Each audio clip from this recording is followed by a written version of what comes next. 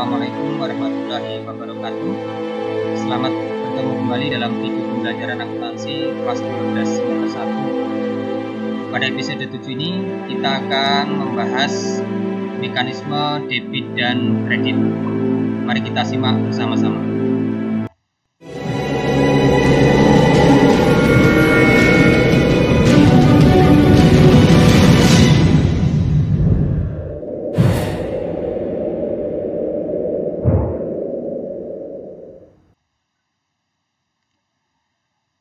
Baik, pertama kita akan membahas pengertian debit dan kredit. Pengertian debit dalam akuntansi menunjukkan sisi sebelah kiri pada suatu akun. Sedangkan kredit itu menunjukkan sisi sebelah kanan. Maka ketika ada pencatatan transaksi akan selalu dicatat di sebelah debit dan kredit, yang menunjukkan adanya penambahan atau pengurangan terhadap suatu akun. Intinya adalah, ketika akun itu mengalami penambahan atau pengurangan, maka akan dicatat di sebelah kiri, yaitu sisi debit, atau dicatat di sebelah kanan, yaitu sisi kredit. Nah, selanjutnya, bagaimana mekanisme debit dan kredit? Kita lihat. Sisi debit itu berada di sebelah kiri, sedangkan sisi kredit itu berada di sebelah kanan. Nah, kita analogkan persamaan dasar akuntansi, bahwasanya aktiva atau harta itu berada di sebelah kiri, sedangkan utang dan modal itu di sebelah kanan. Maka dapat kita identikan bahwa harta itu di sebelah kiri sama dengan debit. Demikian pula utang dan modal di sebelah kanan. Itu identik dengan kredit.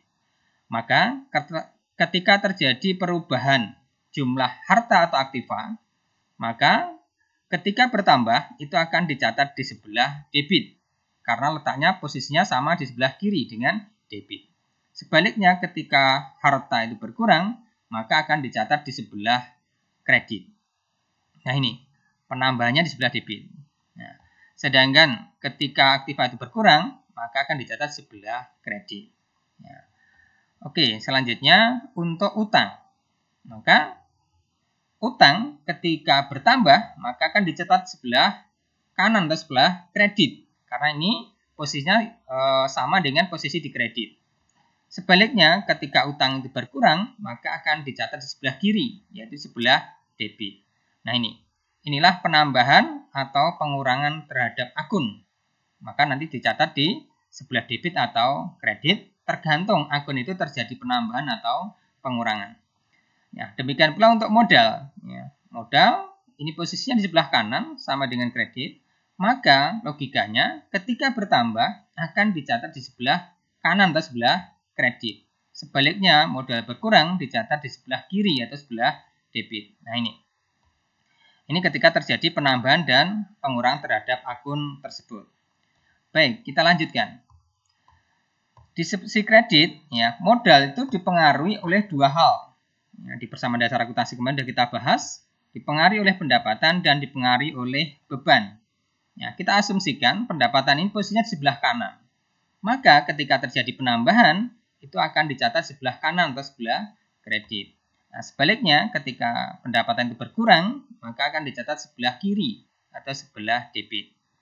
Selanjutnya, untuk beban, nah ini terjadi penambahan dan pengurangannya.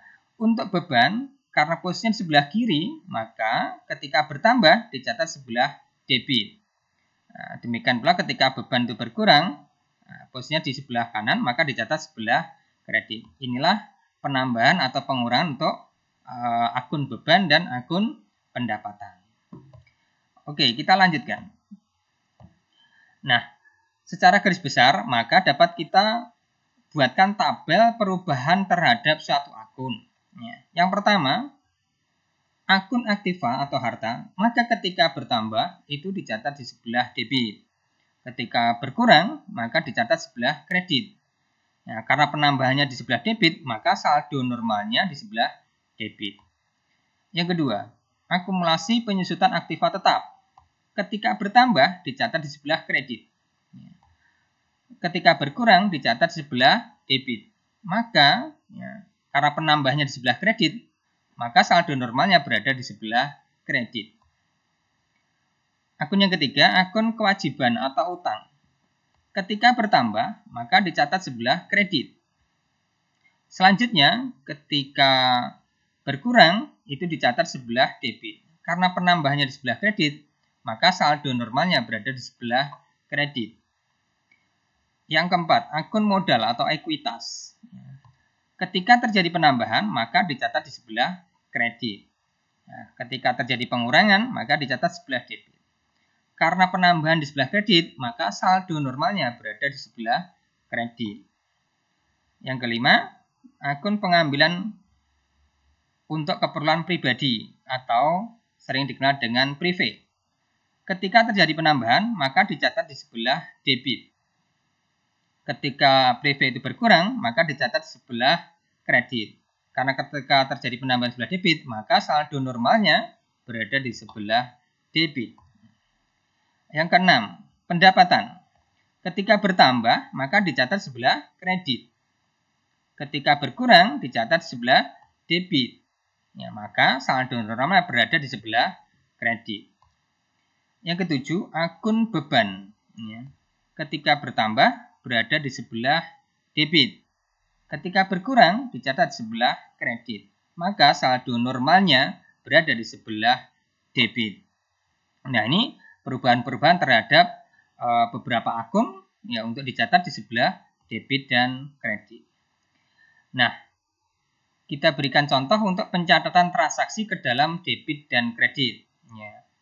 Masih menyambung contoh yang pertemuan sebelumnya. Tanggal 1 Juli, pemilik menyetorkan uang tunai sebagai setoran awal untuk memulai usahanya sebesar 10 juta. Maka pencatatan transaksinya, kita akan mencatat di sebelah debit itu dengan akun kas. Sedangkan di sisi kredit itu menggunakan akun modal. Maka pencatatannya, kas debit 10 juta ini akan dicatat di sebelah kiri atau sebelah debit akun kas. Nah, kita lihat tanggal 1 dicatat sebesar 10 juta. Selanjutnya untuk modal, itu di sisi kredit, maka akan dipindahkan ke akun modal sebelah kredit. Tanggal dan jumlahnya sama, yaitu 10 juta. Nah, inilah pencatatan transaksi ke dalam sebuah akun, di mana akun itu nanti ada debit dan kredit. Oke, kita lanjut contoh berikutnya. Tanggal 5 Juli, membeli peralatan kantor seharga 5 juta tunai. Maka pencatatan transaksinya kita akan catat di akun peralatan sebelah debit. Selanjutnya akan dicatat di akun kas sebelah kredit.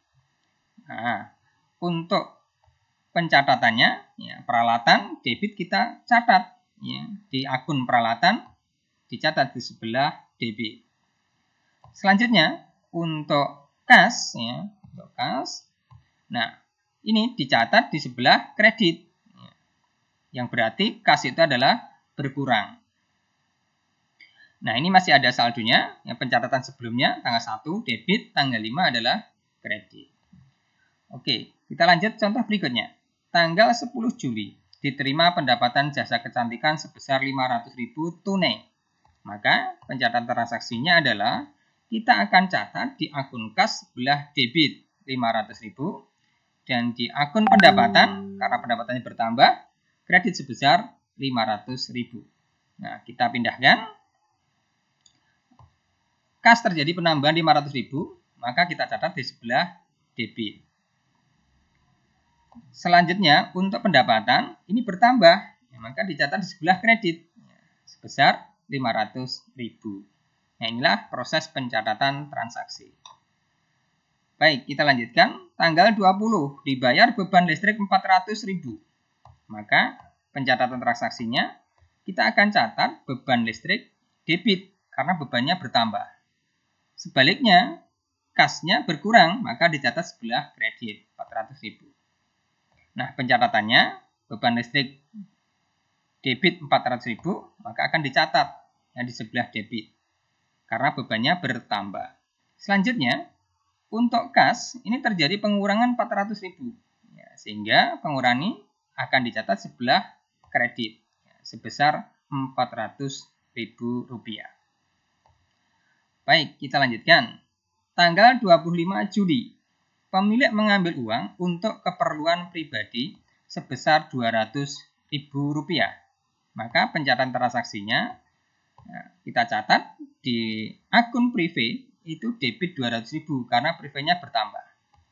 Selanjutnya, kas kita berkurang 200.000, maka kasnya akan dicatat sebelah kredit. Maka pencatatannya privé debit 200.000 ya, dicatat di sebelah kiri di kolom debit.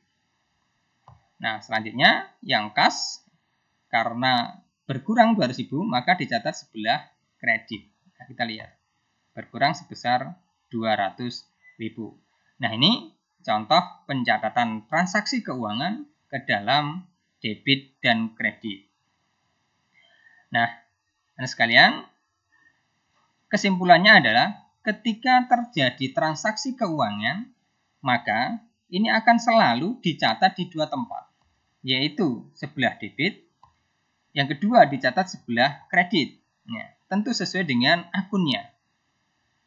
Nah, ketika mencatat di sebelah debit dan sebelah kredit, maka harus dicatat dengan jumlah yang sama. Nah, inilah mekanisme pencatatan transaksi ke dalam debit dan kredit. Ya. Artinya, ketika terjadi transaksi, pasti akan dicatat di sisi debit, yang satunya pasti dicatat sebelah kredit. Sebagaimana konsep awal, double bookkeeping. Maka akan selalu berpasangan. Ada akun yang di debit, ada akun yang di kredit dengan jumlah yang sama. Ya, demikian penjelasan mengenai mekanisme debit dan kredit. Nah, baik untuk pertemuan kali ini kita cukupkan dan kita akan sambung untuk episode berikutnya. Baik, saya akhiri. Assalamualaikum warahmatullahi wabarakatuh.